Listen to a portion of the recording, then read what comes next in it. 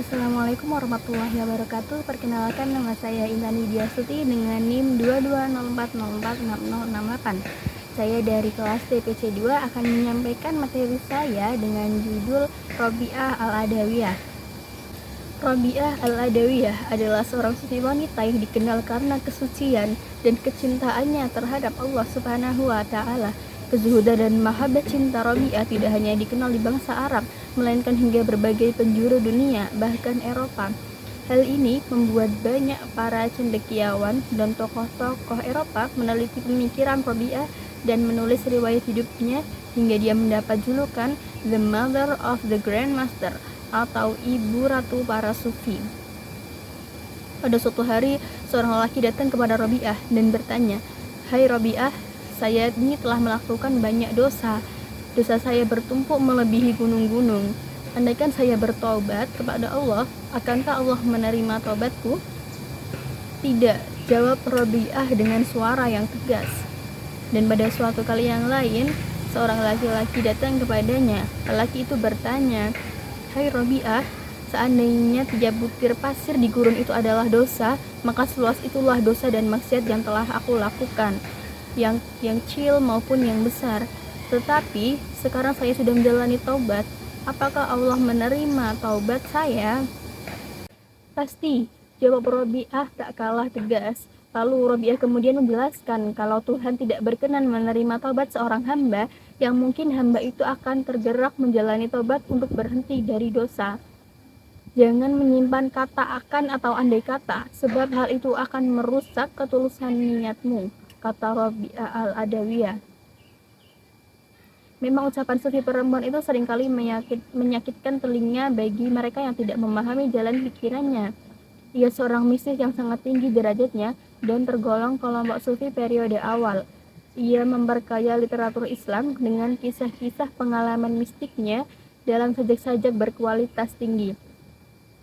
Sesungguhnya ia lebih dikenal sebagai seorang pendiri agama cinta mahabbah, dan ia pun dikenal sebagai ibu para sufi.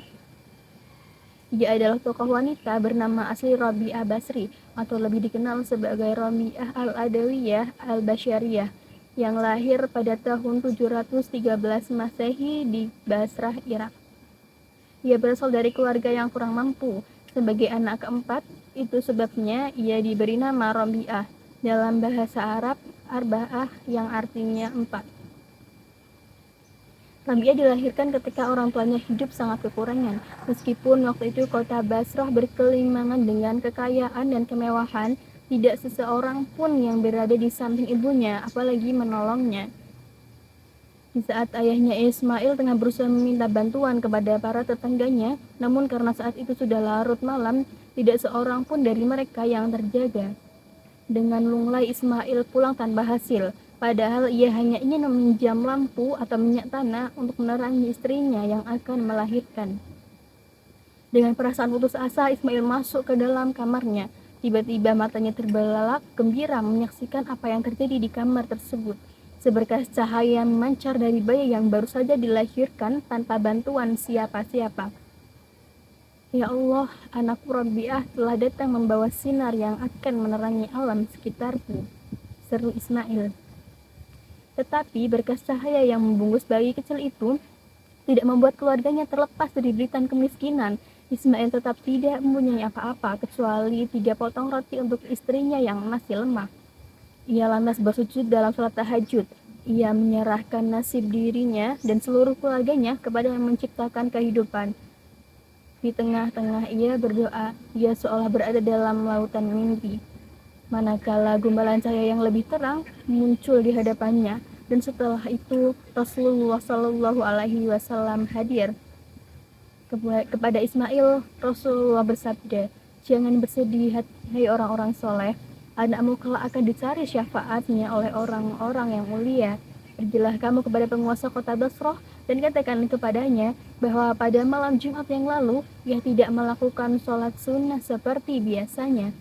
Katakan sebagai ganjaran atas kelalaiannya itu, ia harus membayar 1 dinar untuk 1 rakaat yang ditinggalkannya."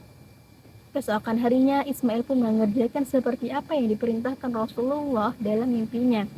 Dan yang terjadi, penguasa kota Basrah itu terperanjat. Ia memang biasa mengerjakan sholat sunnah 100 rakaat setiap malamnya, sedangkan tiap malam Jumat ia mengerjakan 400 rakaat. Oleh karena itu, kepada Ismail diserahkan uang sebanyak 400 dinar sesuai dengan jumlah rakaat yang ditinggalkannya pada malam Jumat yang lalu. Itulah sebagian dari tanda-tanda karomah Rabi'ah al-Adawiyah sebagai seorang sufi perempuan dari kota Basra yang di hatinya hanya tersedia cinta kepada Allah. Begitu agungnya cinta itu bertaut antara hamba dan penciptanya, sampai dia tidak punya waktu untuk membenci atau mencintai, untuk berduka atau bersuka cita selain dengan Allah Subhanahu wa Ta'ala.